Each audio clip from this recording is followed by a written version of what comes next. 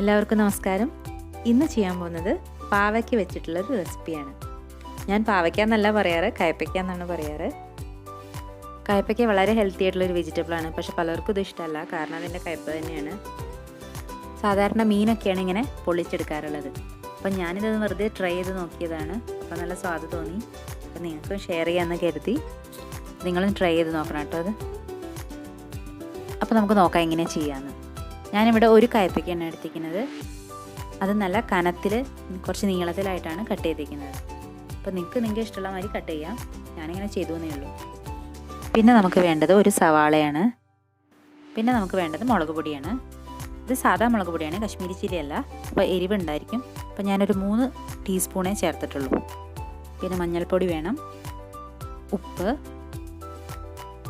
പിന്നെ നമ്മൾ വെളിച്ചെണ്ണയിലാണ് ചെയ്യുന്നത്. വെളിച്ചെണ്ണയിൽ ചെയ്യായിരിക്കും സ്വാദ്. പിന്നെ വേണ്ടത് മല്ലിപ്പൊടിയാണ്.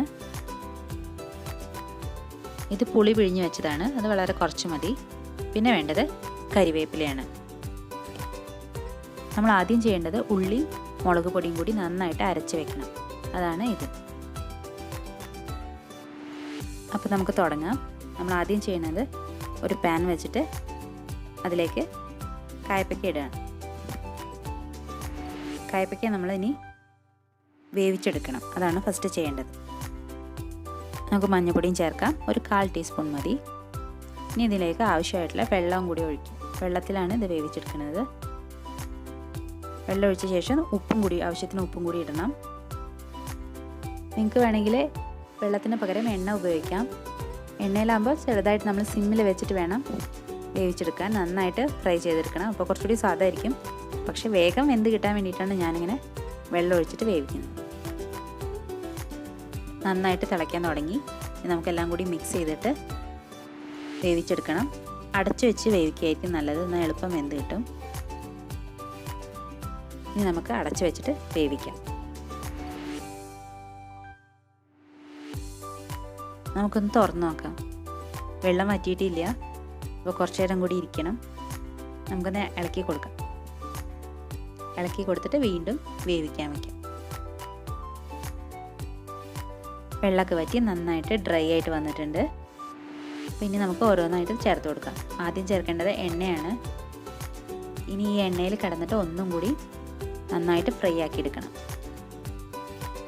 നന്നായിട്ട് ഇളക്കി കൊടുക്കണം. ഇടയ്ക്കിടയ്ക്ക് ഇളക്കി കൊടുക്കണം. എന്നിട്ടിങ്ങനെ ഫ്രൈ ചെയ്തെടുക്കണം. ഇത് നന്നായിട്ട് ഫ്രൈ ആവട്ടെ. നമുക്ക് വെയിറ്റ് ചെയ്യാം.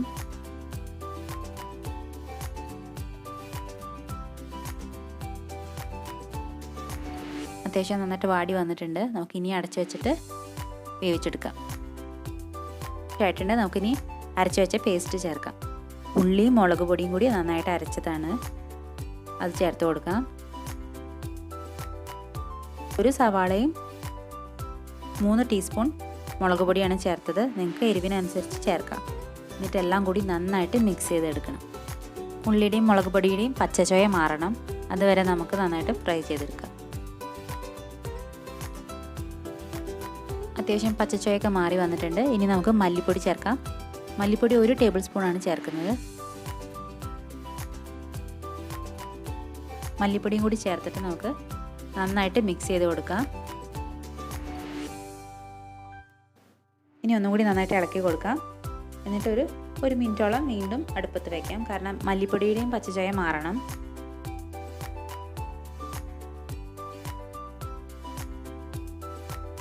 നമുക്ക് കുറച്ച് എണ്ണ കൂടി ഒഴിച്ചു കൊടുക്കാം. കാരണം എണ്ണ കുറവാണെന്ന് തോന്നുന്നു. അപ്പോൾ കുറച്ചുകൂടി എണ്ണ ഒഴിച്ചു കൊടുക്കാം. അപ്പോൾ നിങ്ങൾക്ക് അങ്ങനെ കുറവാ തോന്നുകയാണെങ്കിൽ ഈ സമയത്ത് ഒഴിച്ചു കൊടുത്താൽ മതി. എന്നിട്ട് നന്നായിട്ട് മൂപ്പിച്ചെടുക്കാം. പൊടികളുടെ പച്ചച്ചോയൊക്കെ മാറി തുടങ്ങി. നന്നായിട്ട് ഫ്രൈ ആയി വരുന്നുണ്ട്.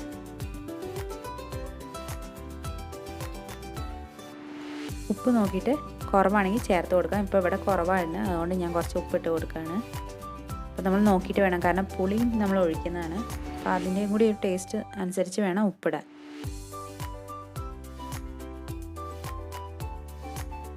അത്യാവശ്യം ഫ്രൈ ആയിട്ട് വന്നിട്ടുണ്ട്. അപ്പോൾ നമുക്ക് വേണമെങ്കിൽ ഇങ്ങനെ തന്നെ ഉപയോഗിക്കാം, കാരണം ചോറിൻ്റെ കൂടെ നല്ല കോമ്പിനേഷനാണിത്. അപ്പോൾ കുറച്ചും കൂടി എണ്ണ ഒഴിച്ചിട്ട് നന്നായിട്ട് ഫ്രൈ ചെയ്തെടുക്കുക. നിങ്ങൾ ഈ ഒരു റെസിപ്പി ചെയ്യണമെന്ന് വെച്ചാൽ കുറച്ചും കൂടി എണ്ണ ഒഴിച്ചിട്ട് നന്നായിട്ട് മൂപ്പിച്ചെടുക്കണം. അപ്പോഴാകും കൂടുതൽ ടേസ്റ്റ് ഉണ്ടാവുക. നമ്മൾ പൊളിച്ചതാണ് ചെയ്യണമെന്ന് വെച്ചാൽ ഏകദേശം ഇത്ര ആയാൽ മതി. അപ്പം ഇനി നമുക്ക് പുളി ഒഴിക്കാം. പുളി നല്ല കട്ടിയിലാണ് പിഴിഞ്ഞെടുത്തിരിക്കുന്നത്. അപ്പോൾ കുറച്ചുകൂടി വെള്ളം ചേർക്കാം നമുക്ക്. പുളി ചേർത്ത് നന്നായിട്ട് ഇളക്കി കൊടുക്കണം. അപ്പോഴേ എല്ലാ കഷ്ണങ്ങളിലേക്കും പുളി പിടിക്കും.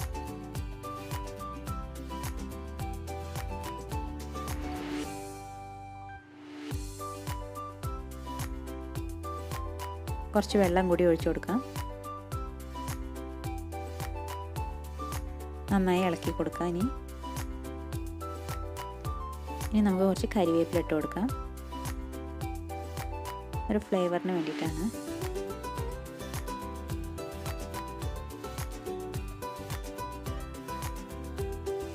കരിവേപ്പിലയും ചേർത്ത് നന്നായിട്ട് മിക്സ് ചെയ്തെടുക്കാം. ഇനി ചേർക്കുന്നത് നേരത്തെ പറയാത്തൊരു കാര്യമാണ്, വെളുത്തുള്ളി. അതൊരു ഓപ്ഷണലാണ്. അതൊരു മണത്തിന് വേണ്ടി ചേർത്തതാണ്. നിങ്ങൾക്ക് ഇഷ്ടമുണ്ടെങ്കിൽ ചേർത്താൽ മതി. ഇനി എല്ലാം കൂടി നന്നായിട്ട് മിക്സ് ചെയ്ത് വെക്കാം.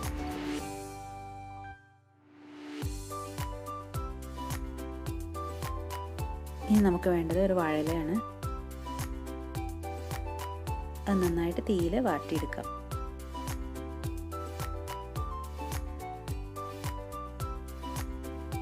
ഇനി നമുക്കിതിലേക്ക് കയ്പ്പയ്ക്ക ഇട്ട് കൊടുക്കാം.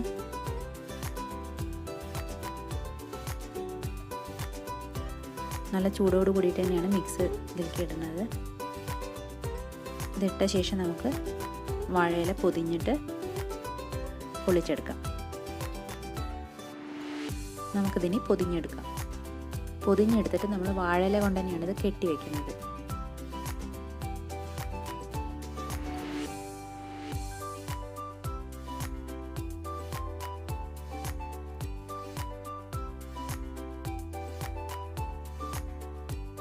നമ്മൾ നന്നായിട്ട് കെട്ടിയിട്ടുണ്ട്.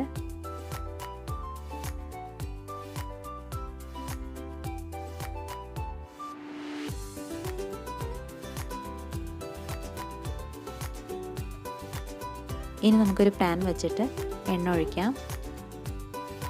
എണ്ണ നന്നായിട്ട് ചൂടാവണം. നമുക്ക് എല്ലാ സൈഡിലേക്ക് ആക്കി കൊടുക്കാം. ഇനി പൊതി നമുക്ക് ഇതിലേക്ക് വെച്ച് കൊടുക്കാം. എന്നിട്ട് രണ്ട് സൈഡും നന്നായിട്ട് ചൂടായിട്ട് വരണം. നമുക്കിത് അടച്ച് വെച്ചിട്ട് വേവിക്കാം. ഒരു സൈഡായാൽ നമുക്ക് അടുത്ത സൈഡും കൂടി മറിച്ചിടാം. ആ സൈഡ് നമുക്ക് അടച്ചു വെച്ചിട്ട് വേവിക്കാം.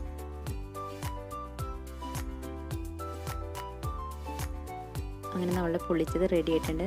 വാഴയിലയുടെ രണ്ട് സൈഡും നന്നായിട്ട് ഫ്രൈ ആയിട്ട് വന്നിട്ടുണ്ട്. അപ്പോൾ നമുക്കിനി ഇത് പ്ലേറ്റിലേക്ക് മാറ്റാം.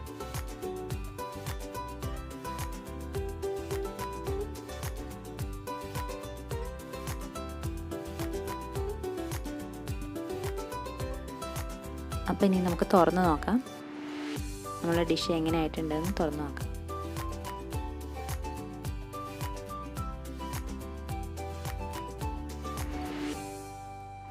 അങ്ങനെ നല്ല മണമൊക്കെ വരാൻ തുടങ്ങിയിട്ടുണ്ട്. അപ്പോൾ നമ്മളുടെ ഡിഷ് റെഡി ആയിട്ടുണ്ട്.